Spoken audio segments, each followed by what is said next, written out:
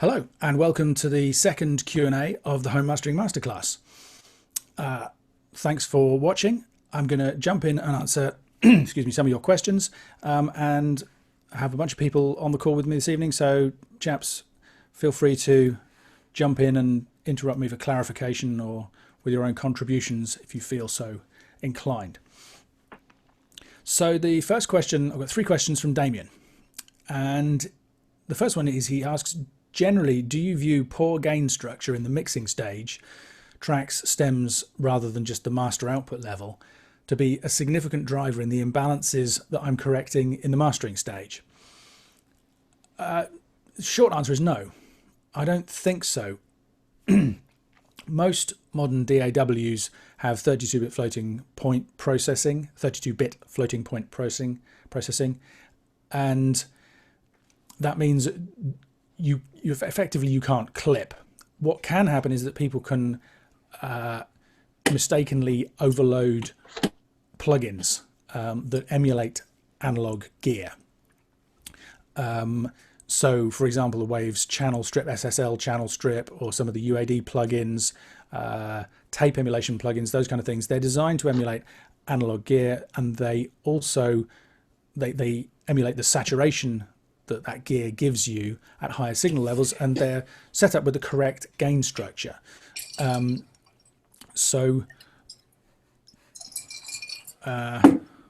hi. Thanks for joining. Hi. If I can ask you to mute your mic unless you need to ask a question.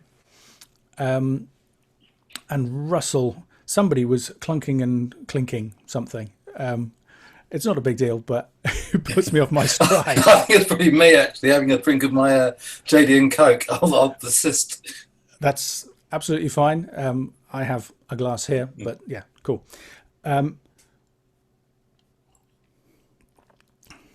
So if you have a plugin that's designed to emulate a piece of analog gear, it also emulates the gain structure. So just for example, lots of analog gear is calibrated to operate with a nominal level of -18 RMS, roughly speaking. If you have a sound that is pretty dense, doesn't have very much peak information in it, and you put it into that plugin much hotter than that, if you have the peak, if you use peak level calibration, normalization going into it, the average level will be very high, and you will hear more saturation than an analog user, a traditional situation would make you expect. So that's an area where gain structure can influence the final quality of the mix. And I guess, I mean, initially I said no, Damien, but perhaps a more honest answer would be that I don't know, because what I tend to get is stereo stems. And if something is oversaturated, distorting, you know, whatever, I don't typically have any idea how it got to sound that way in the first place. What I would say is that I quite often, if that happens, what I'll usually do is do an initial master doing the best I can, and then suggest to the client, if they were able to provide me with a version that was pushed less hard, maybe it would sound better. And 9 times out of 10, it's very easy for them to do that because it was just a plugin at the end of the chain on the master bus.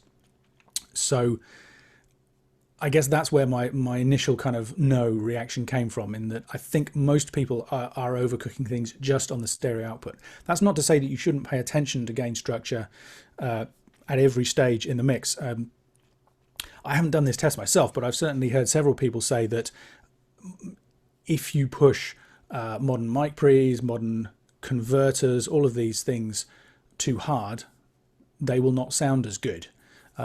So, you know, you might think that in theory, if you set up your, say, your mic pre, going in with unity gain into an A to D converter, that if it's peaking up near 0, providing it isn't clipping, that's fine. In practice, that may not necessarily be the case. Lots of people who I respect advocate using much lower levels generally, you know, much more RMS / loudness around about the -18 level to avoid any problems. So yeah, I think the answer is I can't say that the problems that I'm hearing with things that are supplied are definitely coming from gain staging, but it could be a factor, especially, I guess, if people are using things like console emulations, you know, I forget the names of them. The Slate do one where you put a plugin on every channel and it's meant to emulate the sound of a Neve style desk or an SSL style desk or whatever. All of those kind of plugins, if they've been well written, should be to some extent level dependent in terms of the results that you get. And you might expect a problem from it. Damien follows on from that. I said he had 3 questions. He only has 2. He's saying if we get the gain staging wrong during mixing, the chances are we're mucking up our EQ decision making, inadequately driving track and bus compressors or limiters, and generally hoping for the best with effects. In my experience, this seems to result in an endless round of tweaks and iteration through a mix. This sounds louder, this sounds softer, this sounds better, this sounds stranger. I suspect gain is the root cause of the endless tweaking, and as the consequence, the highly variable results. I mean, I guess part of my immediate reaction is that, I know that's not really a question, but my feeling is that's what mixing is for me, is this kind of endless round of iteration. And when it's going well, you get closer to your final goal, and when it's not, you kind of end up zigzagging around it and kind of wildly swinging between 2 extremes. I do think that, well, we're working on an update to the Perception plugin. It's not, it's optimized for use in mastering, and lots of people have asked us if they can use it in mixing, and the answer is, well, kind of, but not really. We're currently working towards an update that's going to address it. Or actually, probably it will be a whole new version, because it's quite a substantial change to the way the plugin works. And the whole idea of it is, let's say you put some compression and some EQ on the vocal in a mix. When you hit bypass, the level will change. It will probably go down. And of course, you don't know then, if with the processing enabled, it probably sounds better. Is that because of the loudness, or is it because of the processing? And the goal is to be able to hit an A/B comparison button within the mix and hear that comparison and make that decision for yourself. So, for example, I can very easily think of a situation where you think to yourself, oh, the vocal wants to be louder. So you push the fader up, and then it's too peaky. So you think, well, it needs some compression. So you add some compression. That controls the dynamics, and then it needs to come up in level a little bit more. So you lift it up. But then maybe it's too loud overall, and so you back off the compression a little bit, but then the loud bits get too loud and the quiet bits are too quiet. It's very easy to go round in those kind of circles. And I think it is probably just a question of experience and time, but I do think loudness matching will help. Whether the gain structure feeds into that explicitly, I don't think it should really have an influence with EQ, providing you're not overdriving something that emulates an analog process. With a compressor,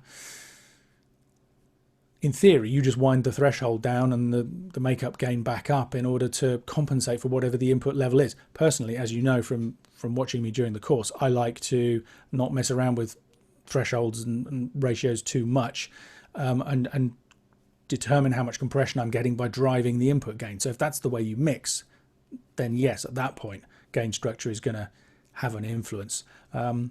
So yeah, I definitely think it's worth keeping an eye on, but I don't know whether I don't think it's necessarily the root of the problem for everybody, but I think it probably is in certain cases. It's interesting because part of that answer feeds into Damien's second question, which is, could the notion that you need to complete hundreds of mixes before you produce a mix that's worthy of mastering, in fact, be largely invalidated through the use of a workflow emphasizing rigor earlier on in the process of recording and mixing? There's a whole industry built up around the art of mixing, and it all just feels a little over-sugared to me. So I kind of have mixed feelings about that. I think lots of people use the idea that you need to do hundreds of mixes before you can expect to have any success as a way of intending to encourage people. Because, a very common experience is we try and record something and mix something, and the results just fall way short of what you were hoping to get. And that can be very demoralizing in the early stages when you're just getting started. And the same, of course, is true of mastering. Your first attempts at mastering probably weren't or won't be as successful as you would ultimately like them to be. So to know that it's normal to have to do a huge amount of work and a huge amount of learning in order to achieve great results, that nobody should be able to expect to go from zero to hero. I think lots of people find that idea empowering, and I think that comment is often made by people who mean to be reassuring, but I suspect, Damien, that you find that assertion annoying. You're kind of feeling, well, who are you to tell me that I need to do, or why shouldn't, if I do things well, shouldn't I get great results? And I have some sympathy with that as well, because I know people who've gone from complete novice to recording an album and have got great results. I got up and running very fast at mastering. I became a mastering engineer pretty much straight out of college, and I had some weeks of training, and I spent some months basically copying tapes. So during the course of that, I learnt how the mastering rig, how the monitoring was meant to sound in the room that I was using, and kind of calibrated my ears, if you like. But then when I started actually doing the work, I quickly got to a point where I could achieve results that were decent. I've recently listened to the second ever album that I mastered, and I got hold of the copy of this thing and put it on with fear and trepidation, and actually it sounds fine. Of course, I also had mentors. I had superiors, if you like, colleagues who I was the new trainee. They were checking what I did, and that second album I got right after comments from Nick Watson, who now works at Fluid. He gave me that feedback. The first version I did wasn't right.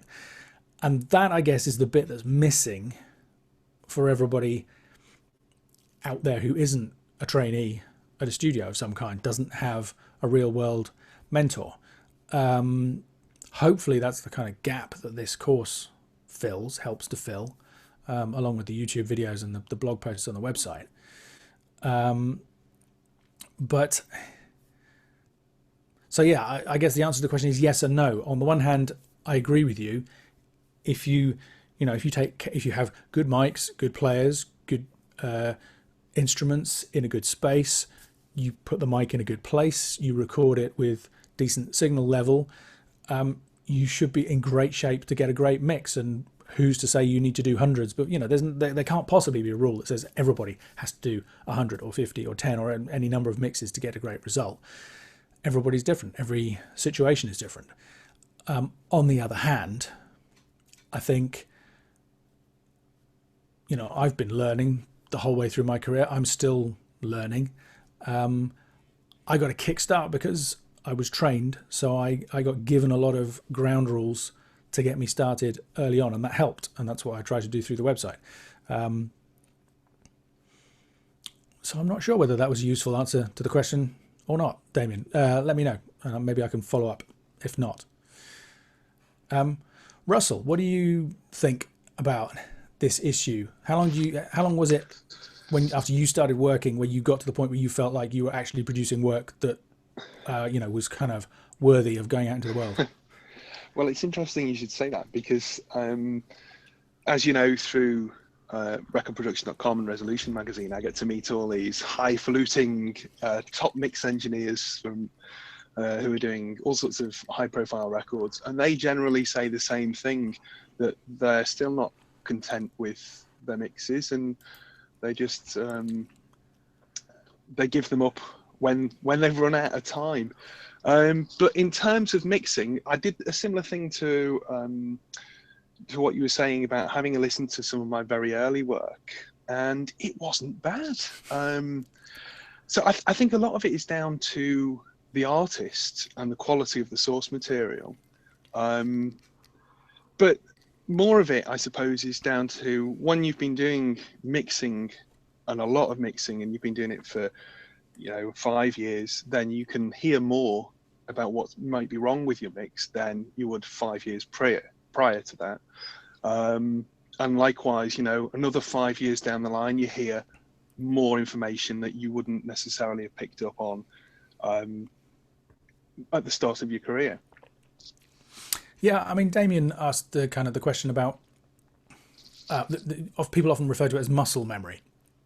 This kind of, I mean, as an example for me, I'm now pretty good at listening to a mix and thinking to myself, okay, that needs a bit more 160 hertz or whatever. But of course, that's not something that I was born with. Yeah. The ability to hear that the mix wasn't where I wanted it to be, and that the kind of the itch to scratch of knowing, oh, I need to do something to make that right was there. But I had no idea that the right frequency would be 160 hertz, or that it would need X, Y, Z compression, or any of these things. That's all stuff that I learnt over time. And I guess maybe another way of looking at it is that it's a question of purely time. The first masters that I did, I would take 2 to 3 days to master an album. And part of that process was doing the job once and then being told, no, you need to do it again. But also just everything was slower. I was discovering everything. Now I would expect to master an album in somewhere between 4 to 6 hours. That's just experience. That's the muscle memory. That's the speed of use, where half the things you do become instinctual. It's like learning to drive a car, isn't it? To start off with, you're thinking, okay, whatever it is, clutch, gear, accelerator, ease off the clutch, pull away, indicate, all this kind of stuff. And these days I can literally be on another planet as far as and still manage to brake and not hit the car that stops suddenly in front of me. And it's all handled unconsciously. I think the same thing is true of audio engineering. And I mean, just kind of going slightly off the topic of Damien's question slightly, I think that's something that's true of mastering in general. There are people who say you can't master your own music, or you need a professional mastering engineer. And of course, part of me is sympathetic with that. On the other hand, I know that there are lots of people who've done this course and who've got their information from elsewhere who do their own mastering and don't use professional mastering engineers and get great results. But it might take them days or weeks to master an album, and they may get a result that could be on a par with what I might do in an afternoon. They might get a result that's better. I think, as with all of these things, it's not a clear-cut thing. There are aspects of both. There are truths on both sides of the argument. And I think I would just say, don't feel discouraged by the idea. Don't automatically assume that everything you're going to do is going to be crap, Damien.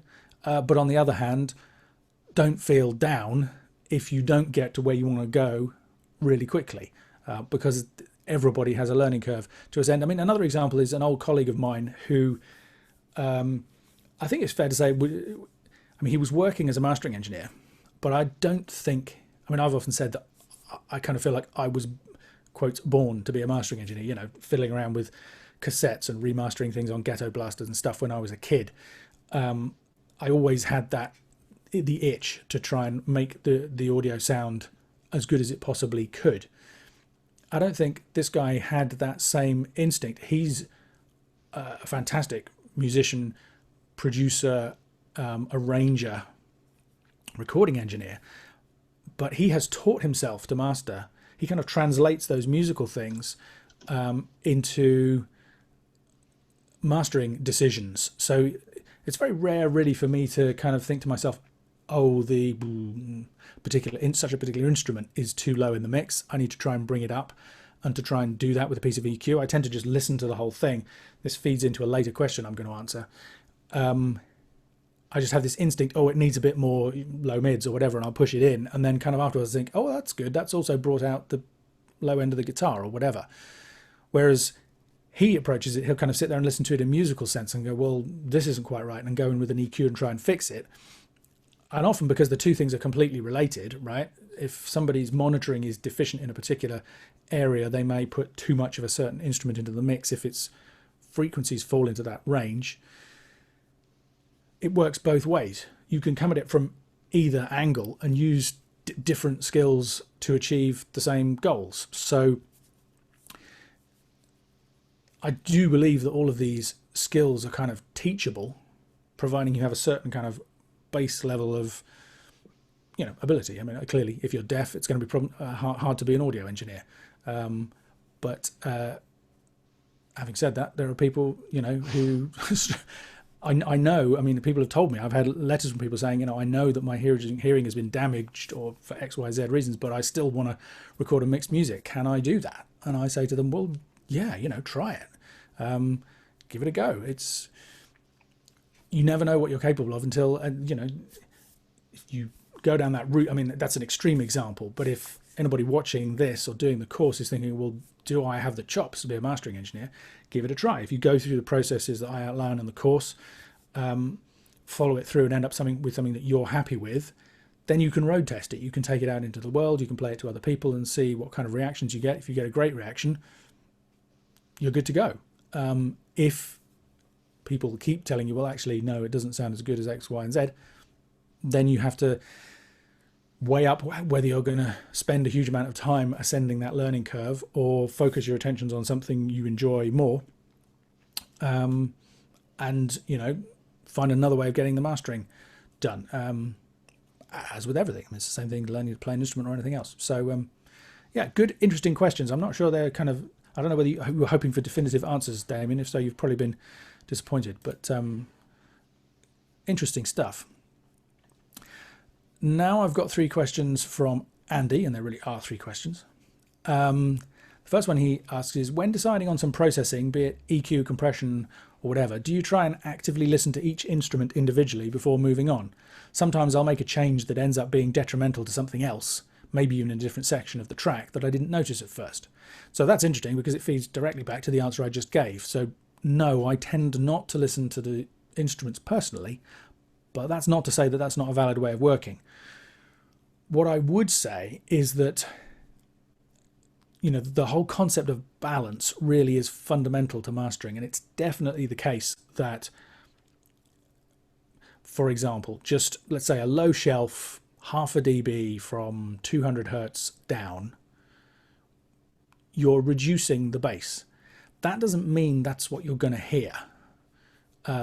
You may well perceive that as a boost in the mids and the highs, right? Because it's, you know, it's just 2 ways of either this has gone down or this has gone up with a tiny level difference. And a lot of that depends on the perspective of the person listening. I did a video where I mastered Graham Cochran's song that he produced with gear that only cost $300. And I came up with an EQ that I thought really improved it. And one of the comments on YouTube basically said, you know, they liked what I'd done, but it sounded to them as though I had, I think from memory, it said they thought I had scooped out the mids. Of course, I hadn't scooped out the mids. What I'd done is I'd boosted the lows and the highs. But it's horses for courses. It has the same overall result. And you have to try and be aware of that when you're mastering. Having said that, it's not really always possible to anticipate it. I mean, again, the more you do it, the more of an instinct you get for whether a particular move is going to be helpful or not. But even so, well, an album I'm working on at the moment, I'm in the middle of the mastering, and I'd got this song to where I thought it was pretty good. It was probably as good as it could be hoped for, and I was listening to it, I was just thinking, oh, it's a shame. Actually, so to completely contradict myself, I was thinking it's a shame that the snare isn't a bit louder.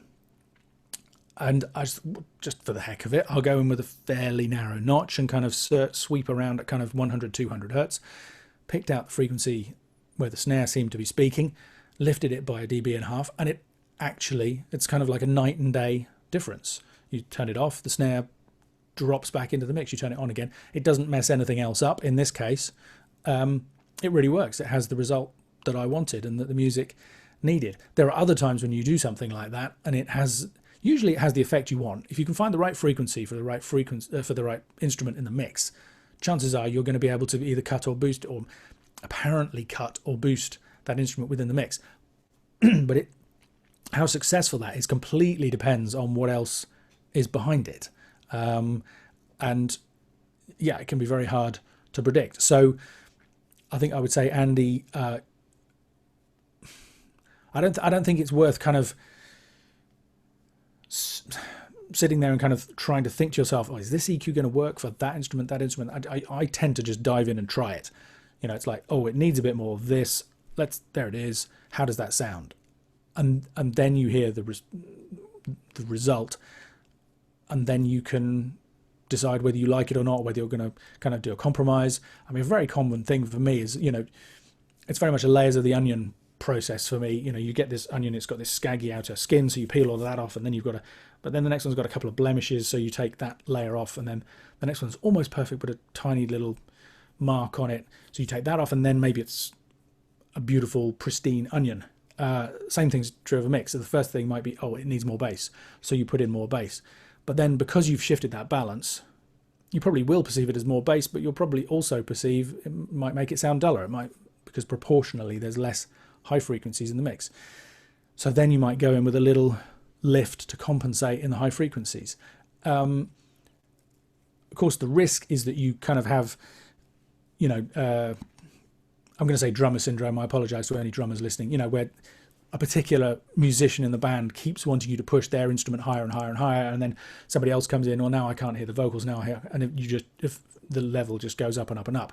Same thing can happen in terms of EQ within a mix, but in my experience, that's less common than you would think. There's a big difference between, I guess if you're using high and low shelves, it really is just a question of relative proportions in the mix. But as soon as you have something that has a bell shape, as soon as it's a cut or a boost with a Q and a certain amount of gain, the subtle differences in that EQ shape can have really surprising impacts on the end result.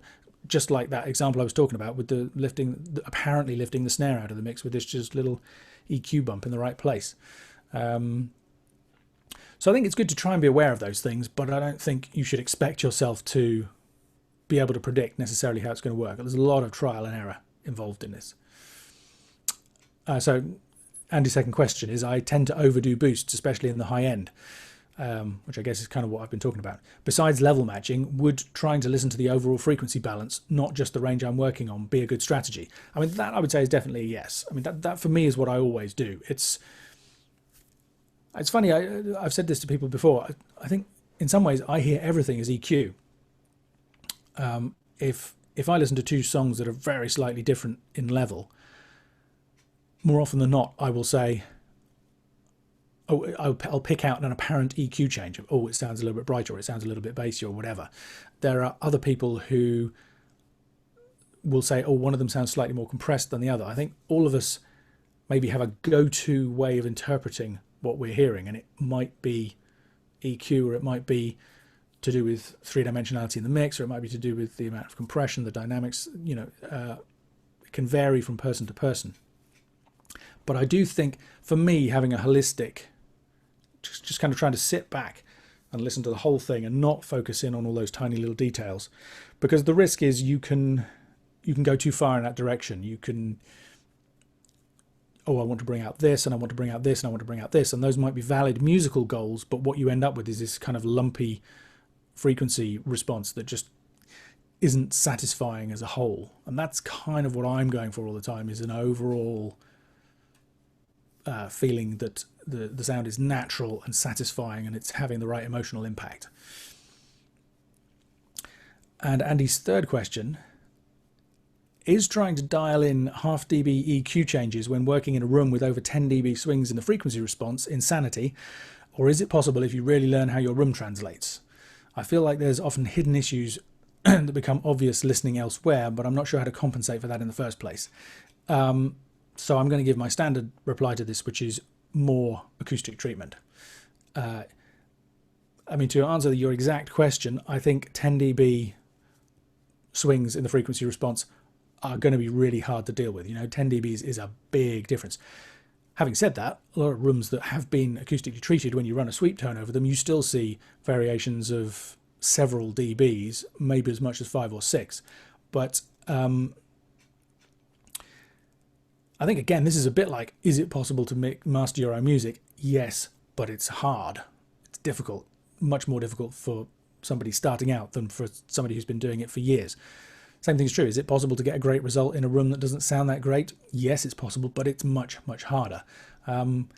And well, except there's an interesting thing. I mean, it's not something I know a huge amount about, but Ethan Weiner, who runs realtraps.com, they make acoustic treatment, has put a lot of information out there. He's a slightly controversial figure with some people, but we won't get into that. But he talks a lot of sense, and he comes from a very pragmatic background, and he says that often the acoustic treatment that you put into a room will not necessarily improve the frequency spectrum of the room that much, but they have a big effect on the reverb time. You know, if you've watched the videos where I show the process of putting this room together, I think there's I can't remember whether it's the third or the fourth. There's one where I do a little kind of edit of the introductions from each of the preceding videos. It must be number 4. So there's me in this room when it was a garage with bare bricks, then bare plaster, then an empty box with paint, and then finally a room with acoustic treatment. And the room sounds noticeably different at every stage.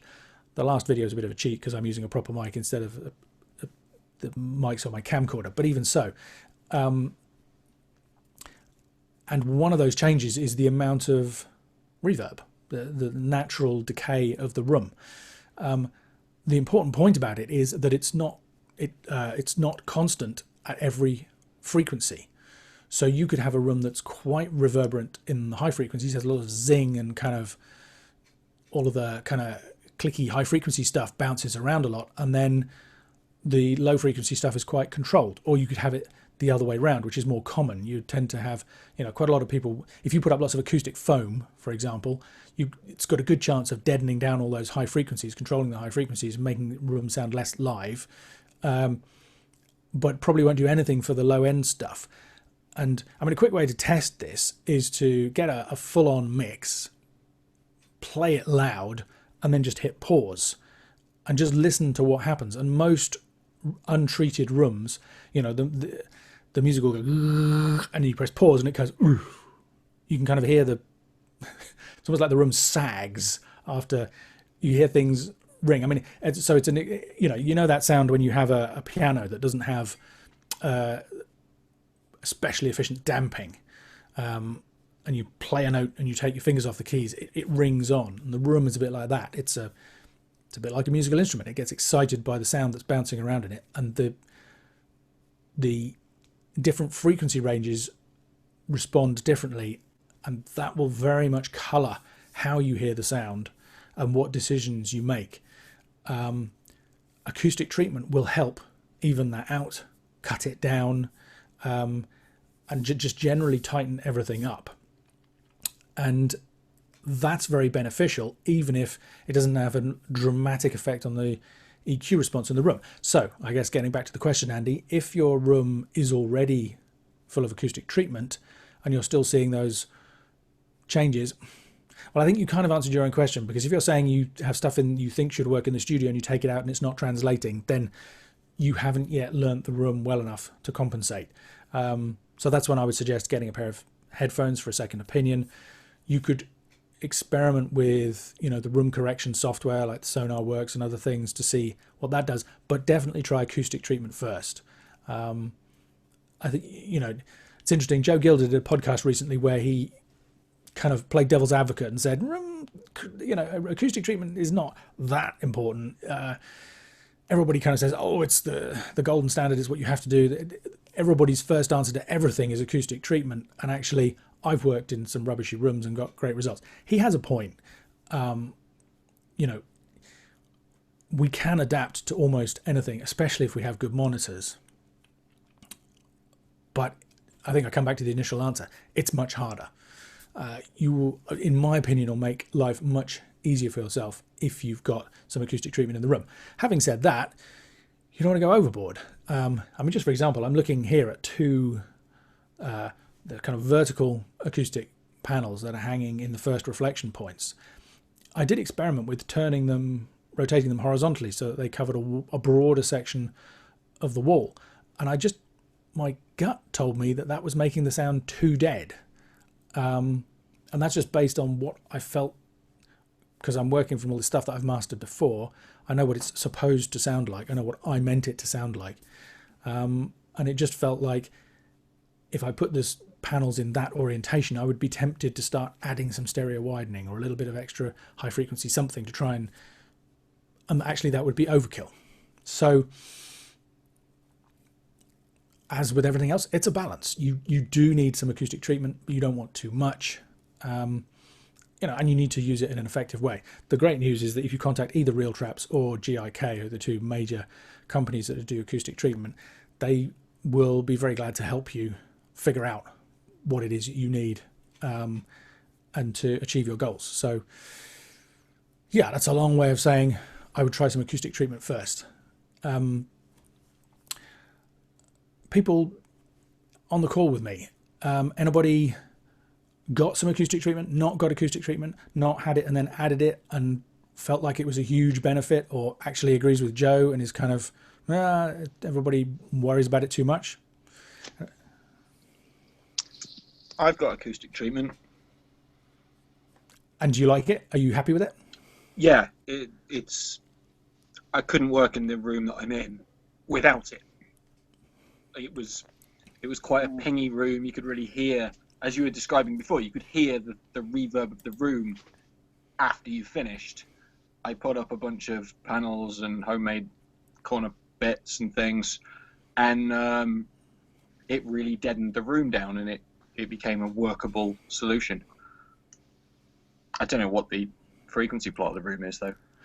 No, well, that's an interesting point, because I mean, that's exactly my experience. That's what you see me say on the, well, I mean, actually, when I first moved into, I think I've said it before, maybe don't know whether I've said it on these,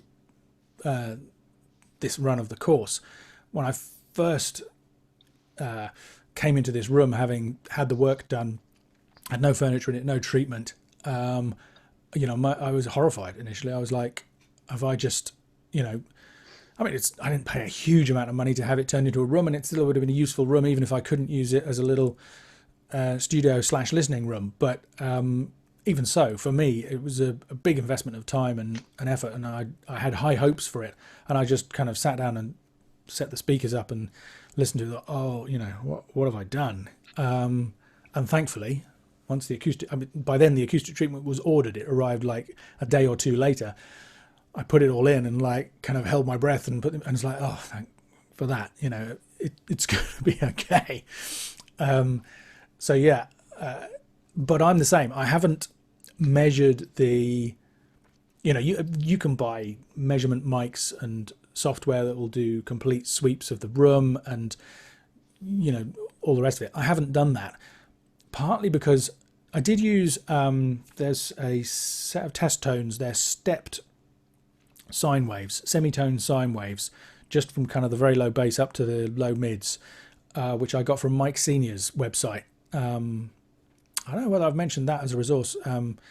Everybody listening to this should head over to Mike's site. There's multi-tracks you can download, mix critiques. I mean, he's worked for years for Sound on Sound doing mix rescue stuff. Loads of great resources there. But I used these stepped sine waves just to kind of listen out for any major problems and to fine tune the final placement of the speakers, because that's something else you can tweak, is just exactly where the speakers are. They're quite close to the wall, so the reflections from the wall influence the way they sound, and that means you've got some leeway to tweak. Have you tried the room correction stuff, Ian? No, I haven't. Mainly because I don't feel like I've tried the SonarWorks headphone correction stuff, which the thing is I haven't got the calibrated thing for the actual pair of headphones that I have. They're HD 4 or whatever they are. What are they? Sennheisers, and they there's a general curve that they supply based on the kind of the average of their measurements of however many models of that or particular instances of that brand of headphone, and it definitely improves things, but it still doesn't sound quite right to me. And I imagine that if I sent the headphones away and had them measured and got the custom curve for them, that'd be much better. I've never tried the correction stuff because I'm getting the results. To say that this is good enough doesn't do it justice. I mean, I'm amazed at how good it is in here. You know, I mean, it's almost literally at the point where I've not yet taken something of mine that I've listened to in here and listened to it somewhere else and been kind of suddenly, oh, I never knew that was there, or I missed that, or whatever. It's really very, very good. That's not to say that the correction software wouldn't improve it further. But I guess, I mean, one of the reasons I chose these speakers was because they were very similar to the speakers that I had mastered on for years. So I wonder whether that's all kind of, you know, I spent however many years it was working with the B&W 801s. And then I chose myself a pair of speakers where the stuff that I had done on those speakers sounded right to me. I suspect, having got it to this point, if I tried plugging in that correction software, things that I thought sounded right would not sound right. And that was my experience. Oh, okay. I've tried two. I tried the there's a hardware unit. I've forgotten who makes it. It's whoever makes those speakers with yellow cones. KRK? KRK, that's the one. Yeah, the Ergo. So I've tried the hardware system, and with some really awful speakers, it did do something. And with my good speakers, I preferred them with it off. And then I tried the SonarWorks recently. A friend brought round the proper calibration mic, and I got the demo. And again, I just preferred it with it off. It definitely had a huge impact on the room, but it just didn't feel like I knew what I was doing anymore. I know my speakers, and all of a sudden I felt like I was working blind. And I think that probably is the aspect that kind of relates back to the original question, which is that we definitely do learn how a set of speakers in a particular room sound and get used to that. And if you've taken that time to make that adjustment, then I think so. I mean, I guess Andy, who asked the question, you know, I don't know whether your room actually has 10 dB swings in frequency response in it, but it's possible that trying something like room correction software, or even, well, no, see, so here's the thing. I think if you put acoustic treatment in, I didn't have, Mike, tell me what you think. I didn't have that experience with acoustic treatment. Whenever I've put acoustic treatment into a space, it has just got better. It's got easier to hear. It doesn't kind of fundamentally change. I mean, I guess it does fundamentally change the sound of a room because it gets rid of all of the kind of zingy echoes and you know, reduces the room nodes and all the rest of it. But it doesn't. If you, let's say you have a set of speakers that are deficient at 100 hertz, but you've been mixing on them for 2 or 3 years, and you're used to compensating for that and not putting too much 100 hertz in. If you then introduce a piece of software that removes that problem, or at least works against it, that's a big change in the. Okay, I have an analogy. I don't know how many of you guys have used the FabFilter EQ. One of the things I like about FabFilter EQ is you can add different nodes, as well as dragging individual EQ points up and down. I'm sure there are other brands that will enable you to do it as well, but you can select multiple EQ points and then click and drag them all up and down at once. So like a selection of them from the range, or the whole set of frequency adjustments, whatever you have. Now, if you select one that is a boost and one that is a cut, rather than the cut and the boost going up and down together, they both get closer to zero. So it reduces the difference from zero rather than the overall up and down level. So if you selected all of your EQ decisions for a song and kind of dragged it down, you would effectively be just having less of all of the EQ changes. So it's a bit like a wet, dry mix blend thing. So you don't change the overall relationship of the EQ decisions, you just get a more or less extreme version of it. That's what I feel acoustic treatment is like. I feel like a blog post coming on. You put the acoustic treatment in and everything, all of those problems just get less. They get more controlled, they get less of an issue. It's like dialing down the mix of your room. Whereas if you put in an EQ correction thing, it just looks for the problems and fixes them. So rather than kind of being too much here and too much here and just kind of squeezing them gently down, it kind of flattens them out completely. And that's you can, with at least with Sonarworks, you can dial in how much. Yeah, absolutely. And I actually do that with because I occasionally, especially if I'm listening to something in here, not a proper mastering studio, if I have any kind of questions about the bass, for example, particularly the bass, I will quite often whack the headphones on. And now I have the software, I will use the Sonarworks software because it just makes it more reliable. If I'm just trying to figure out, is that bass note really sticking out as much as it seems, or am I hearing a little bit of room coloration in it? And yeah, what I tend to do is I use that, I don't know whether they call it wet dry or whatever it is, that parameter enables you to kind of go for sort of 80% of their correction. And that is not perfect because the problem I have with them is in the high frequencies. So what you tend to get with that is the high frequencies sound better to me, but the bass doesn't sound quite as good. So I definitely need to get them calibrated.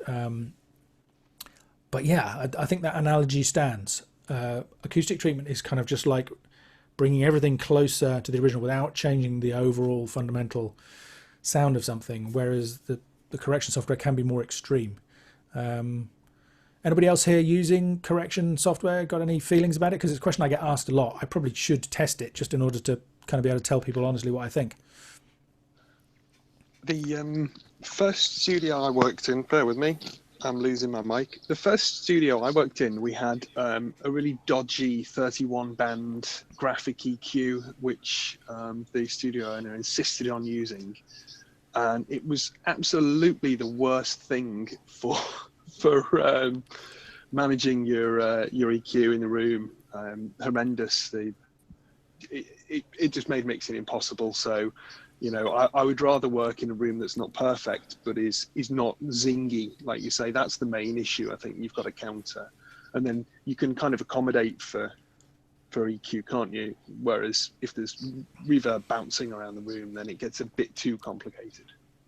Yeah, I think so. I mean, I kind of tend to, if you think of an extreme example, somebody trying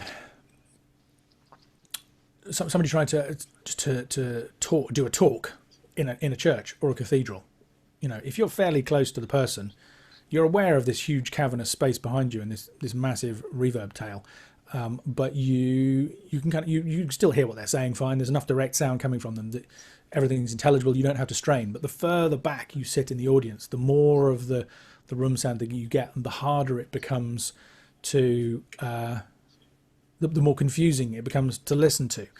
And I think the same is true in a room. If you can get the contribution of the room low enough, you're good to go. But there must be a certain point where, which I guess will be individual, but where it just becomes too much for anybody. And it reminds me, actually, in my youth, when I used to actually play the trombone, I was in the youth orchestra, and we did a concert in Lincoln Cathedral. No, tell a lie, it was Notre Dame in Paris. And the reverb time in that place must have, I think I counted it, and it was something like 11 seconds. And we were trying to play a Pomp and Circumstance march by Elgar. So, and initially we just couldn't do it. We couldn't play. It got to the end of a particular section, and the noise coming back at you from the space that you were in was almost louder than what you'd just been playing. And in the end, we developed a strategy, which was the conductor would just put in basically a general pause at the end of a particular section of music. So you get through a musical phrase or a bit, and then he kind of just go like this, and you just wait for the reverb to subside, and then pick it up and carry on again until it got built up to the point where you were kind of lost, and then you stop. I think I've gone wildly off on a tangent, but there's an analogy there somehow to working in a room. It's a very confusing thing to be hearing the kind of the remnants of what happened half a second ago or a second ago while you're trying to pay attention to what's happening now. Our brains are very good at it in terms of things like delays with speech, which is why you can use a delay a bit like a reverb in a mix. But we all know that if you reduce that time down too much, the brain stops distinguishing them as two separate sounds, and it actually starts to change to color the original sound. And that's the effect that you're hearing effectively when you have too much room in the sound that you're hearing from the speakers. Sorry, Russell, I interrupted you. Sorry, no, I was going to say, you know, just on a mixing note, which I know this strictly is the wrong place for, but yeah, reverb pre-delays, time them to the tempo of your track, and that's exactly what you were talking about. Then you don't get that clashing, and down the line, mastering is is then easier as a result of that. Yeah, absolutely. So, great question, Andy. Hopefully that helps. If you come back and tell us you've already spent thousands of dollars on acoustic treatment, then you need to sue the company you bought it from. No, maybe there's something else in there we can help. Okay, so final question from Chase, which I'll tell you up front, I'm not going to be able to give you a definitive answer to, but I will be quite interested in kind of talking to everybody who's joined me on the call this evening to see what they think, because he says, I started using the FGX from Slate, and one of the reasons I liked it was the constant gain monitoring button. So it has this, you know, it's a compressor / clipper module. I'm sure everybody knows what it is, intended to get you extra loudness at the end of the chain. In my experience, everybody asks my opinion of it, it's no better than anything else. It does an okay job if you don't push it too hard. When you push it too hard, I actually think it sounds quite a lot uglier than most things.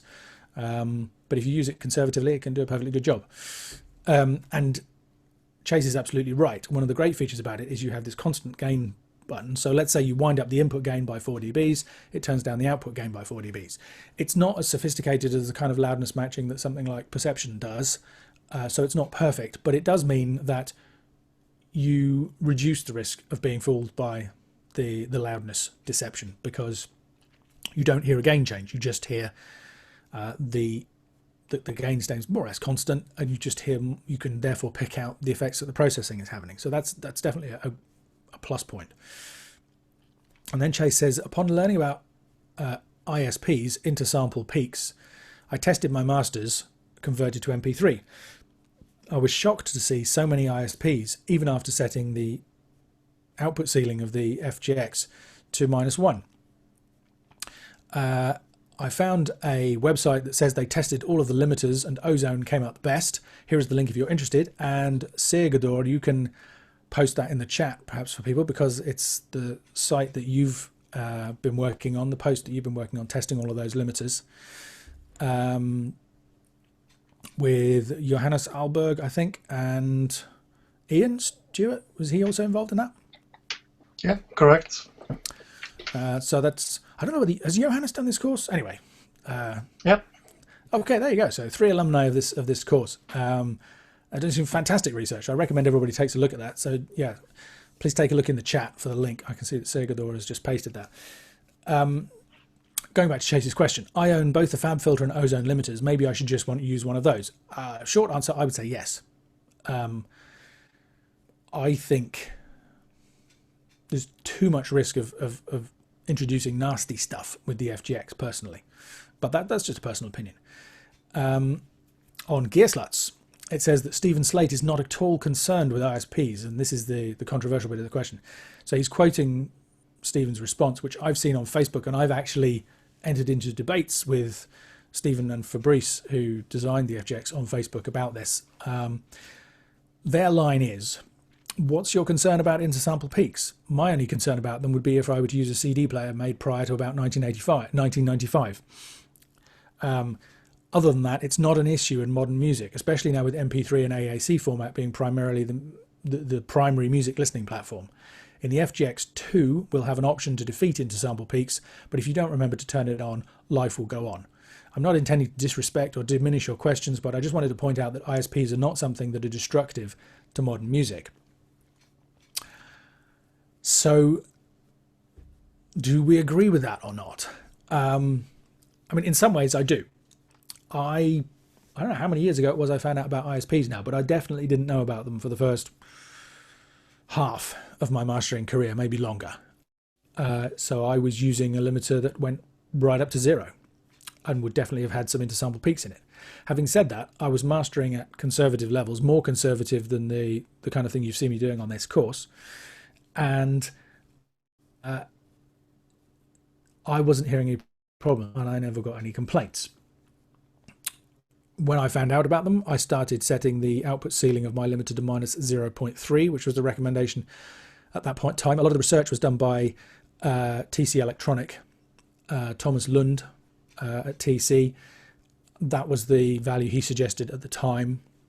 In recent years, there's two aspects to intersample peaks. There's the kind that can be generated by any digital audio signal, and then there's the kind that you get when you encode it to an MP3 or AAC. So you get extra peaks that are an artifact of the encoding and decoding process. When I found out about those, and when R128 came in, I revised the output ceiling to -1. So in fact, when you look at the videos in the course, I think my output ceiling is usually -0.5. These days, I set it to -1.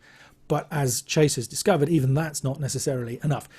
So the reason for the controversy is that it's whether or not an intersample peak will be audible as a problem depends on the playback system. The irony of it is lots of mastering engineers would have been generating and still are generating lots of ISPs and never hearing the problem, because the converters that you're using to play it back and the monitoring chains have enough analog headroom after the digital to analog conversion to handle those peaks and to not introduce any extra distortion. Whereas certainly with my old iPod, it's hard. The trouble is it's hard to do. Okay, I'll pause.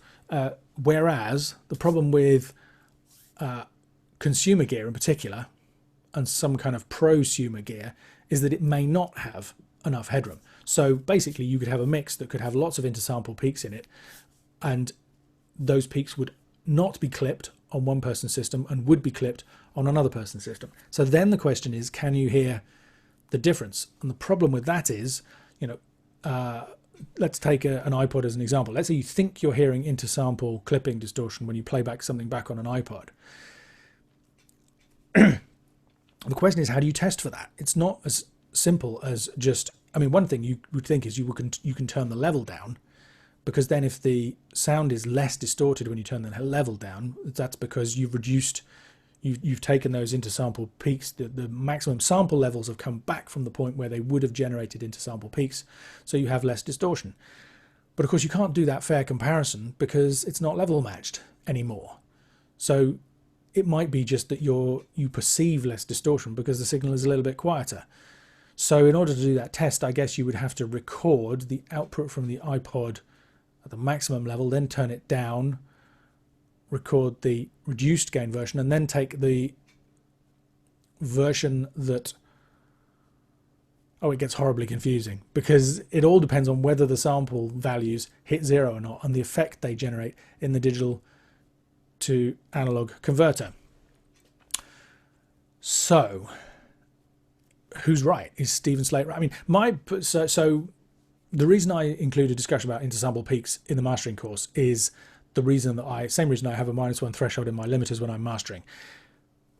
As a mastering engineer, you are the final stage in the process. You're the last stage of QC. If you miss a click or a clipped start or some distortion, or you put the tracks on the album in the wrong order, I've never done that.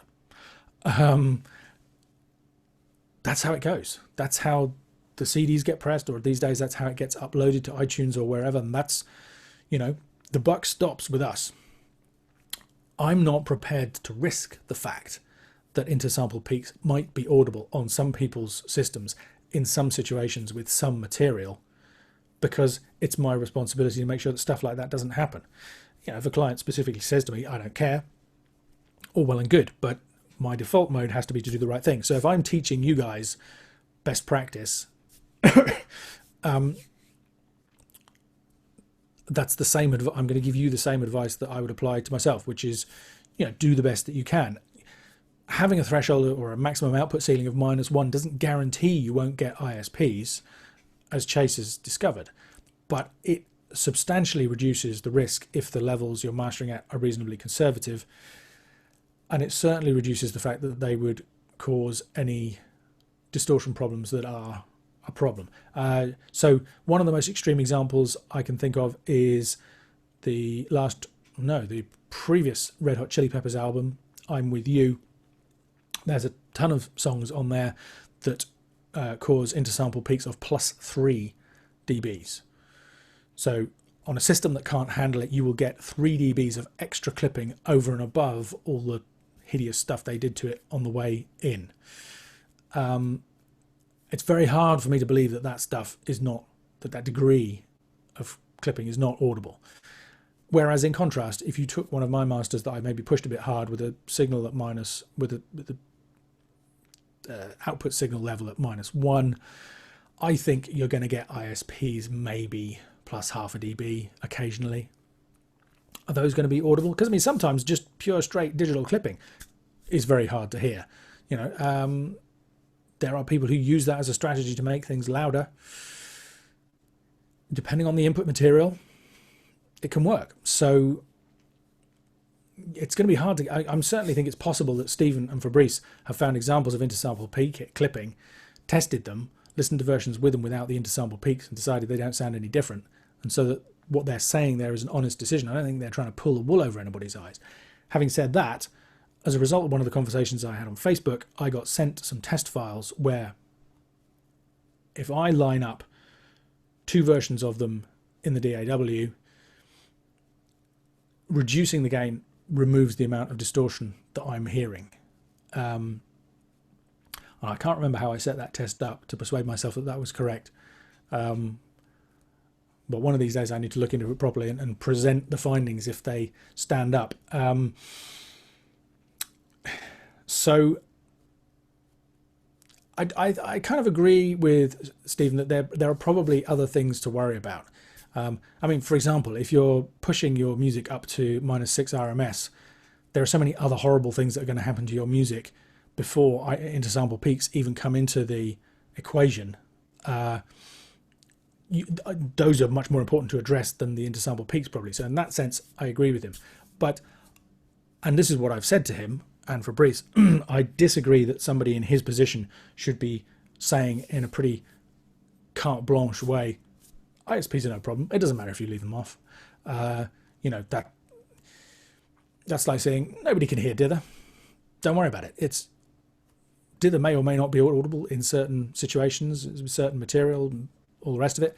That doesn't mean it's ever right to tell somebody not to use it, because to my mind, you're then introducing a technical flaw into the recording, and the same thing applies to intersample peaks. So yeah, short answer, Chase. I do think I like the FabFilter limiter. I need to have it set to oversampling to make sure it catches those intersample peaks. Don't agonize about the fact that it might not be pinned completely to -1. I mean, for me, providing things, if you've got an intersample aware limiter and the overall peak level is round about -1, I think that's good enough. Ozone limiter is also very good, although for me it's a little bit, I quite like a limiter to have a little bit of something about it, and Ozone sometimes doesn't. Maybe I just haven't messed around with the presets enough. But they're both very good limiters. They'll get you great results, and they would be, I start off with a limiter and bring in a clipper if I want to get more punch, more of an aggressive sound, something different, rather than using a clipper, which is what the FJX basically is, as a go-to tool for controlling peak levels. So how about you guys listening? Anybody agree that intersample peaks are just a red herring, nobody should worry about them, or got an example of something that you definitely can hear, that you can send me and I can test?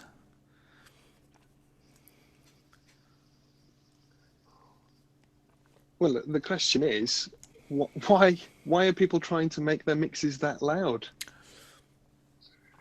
The masters, sorry. Well, you're right. That is the question. Except that you don't have to try and make something that loud to get intersample peaks. I mean, certainly not with if there's going to be an encoding stage afterwards. Or is that not what you meant?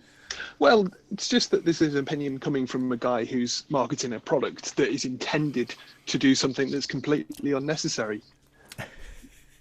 And I actually like Slate. It's not products. completely unnecessary. I use them. Yeah, it's no, you're absolutely right. On the other hand, he could. Well, I guess it's a bit of a damage limitation exercise, isn't it? The implication is if FGX version 1 allows intersample peaks, or intersample peaks are bad, then his plugin is not good, or is not as good as it could have been. So by taking the line that he takes, he's saying, yeah, for people who care about it, version 2 will deal with this, but it was never that big a deal anyway. So to some extent, you could say that it's a damage limitation exercise. That's valid. I mean, there are reasons for making things loud, or louder, you know. I know you agree with me, Russell, that it's all about the sweet spot. And the examples that I show on the course are the loudest I would recommend people go. And in fact, when you think that I've reduced my peak headroom or my peak level by half a dB, probably the levels in the videos are, as far as what I do these days, maybe a little bit on the hot side. If you try and achieve the same levels whilst keeping a -1, you're going to push them that little bit harder. But if the sweet spot is actually a little bit below what I'm showing in the videos, if the videos don't go beyond this, then you still need a limiter. You still need a tool to achieve that. And I think what Chase is saying and what I've found is that when you use the FGX to do that, you will get intersample peaks. And I suspect that's because it's a clipper. Because, I mean, when we think about the way that intersample peaks are generated, you know, it's all about having multiple samples hitting that maximum level, so that when the digital to analog reconstruction filter rebuilds the signal, it kind of interpolates a signal that goes over in between. Now, if you have, so clippers just have a hard limit, and it's, you know, a hard digital clipper will just chop the signal off, whereas a soft clipper, which is effectively what the FGX is, or a kind of a more intelligent clipper, will round it off. But you still have that bit at the top where the signal is clipped, where it's hitting maximum level, and that's kind of, whereas limiters have attack and release times and thresholds. So you know, a limiter will probably not kind of go up and across like this. It's more likely to bounce. That may or may not sound better or worse, but it means that you, sorry, I keep knocking the mic, you don't get that point where the top of the wave is flattened off or rounded off. And that's, as I understand it, that's the thing that generates intersample peaks. So I guess you might expect a limiter to be better in that respect than not. Plus, like you say, the whole, I mean, the marketing spiel for the FGX is just make stuff stupid loud. And I completely agree with you, Russell. That's pointless, but you know, that's what people want to do that, and that's why people buy it, is in order to try and achieve that. So I think the conversation about intersample peaks is an important one to have. Mike, have you looked into intersample peaks at all? Do you got any? I have. I used to use exclusively the UAD precision limiter because I really like, as you were saying, like I like the sound of it. I just, but it doesn't have any intersample peak, and I would always throw the output down to try and compensate. So I'm outputting at -1 rather than at 0. I have recently started adding the Ozone one afterwards, set to do essentially nothing, but handle intersample peaks. Yep. So I've got that kind of extra layer of security, and I quite like that, because the Ozone one is, when it's doing nothing, it is silent. Yes, I've used Ozone in exactly the same way. In fact, trying to remember which other limiter it was. So I would tend to use it these days.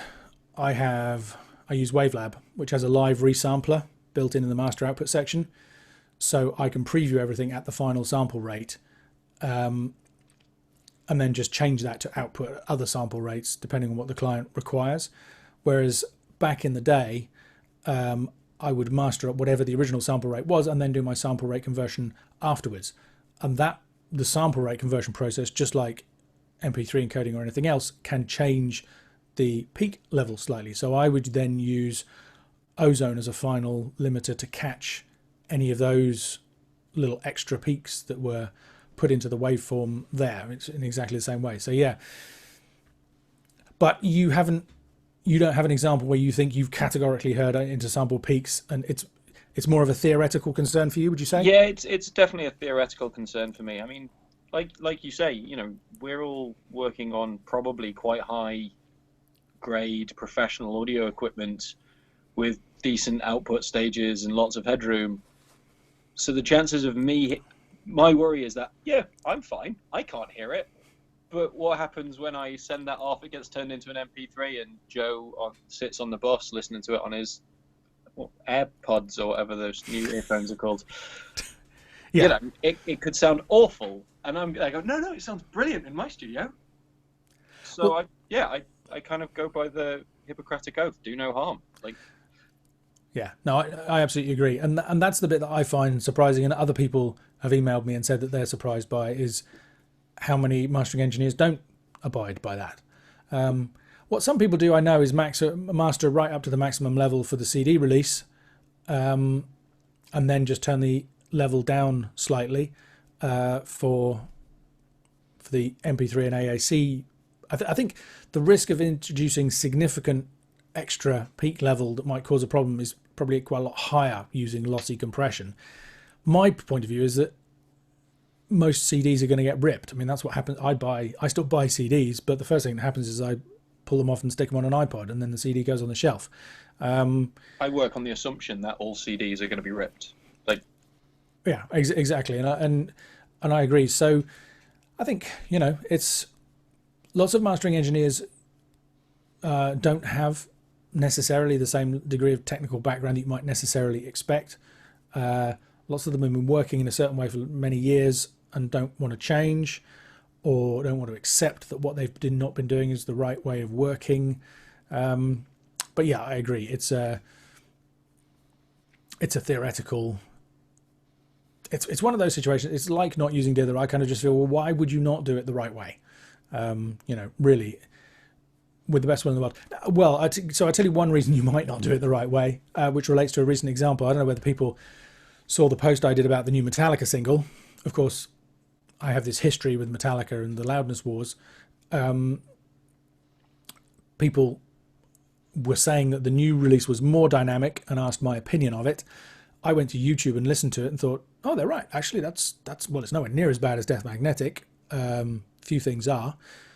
But then I went across to listen to it in Apple Music, which I expected to be a higher quality version than the encoding on YouTube, the compression, because it should, you know, it's mastered for iTunes, and Apple's algorithms are good. And I listened to it, I thought, that doesn't sound as good to me. And when I looked into it, what I found was that actually there's a dB less peak to loudness ratio on the mastered for iTunes version than there is on the YouTube version. And when you actually measure the two in terms of the actual level, the YouTube version is a couple of dBs quieter than the mastered for iTunes version. And the question is, why did they do that?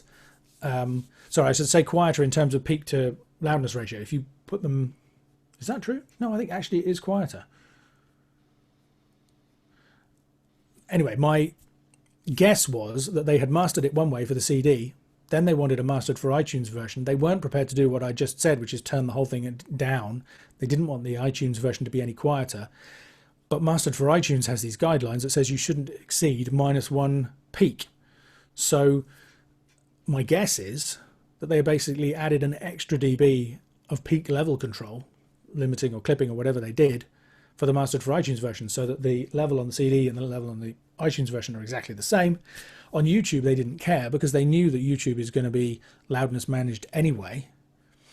So they gave a version with more headroom. It's pure speculation, but there's an example of where complying with the idea of not getting into sample peaks actually backfires, because if you're not prepared to accept an overall level of signal reduction, to achieve that, then you're looking at a situation where you're going to have even more dynamic control than you did before. As a mental note, I should go and check the CD and see whether I'm right about that, or whether that also peaks at -1. I bet it doesn't. I bet it peaks at 0.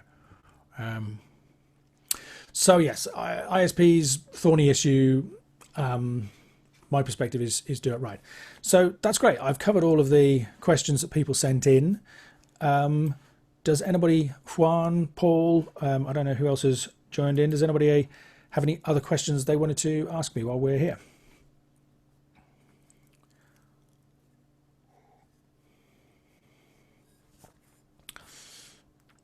I'm not seeing anything. Oh, Paul's gone.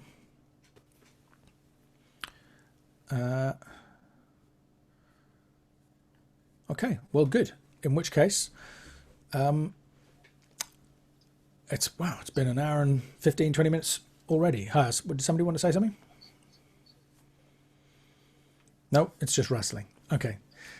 Well, thanks very much for listening. I hope if I answered one of your questions, you found the answer useful. If not, let me know. I'll try and follow up either in the Facebook group or by email or on.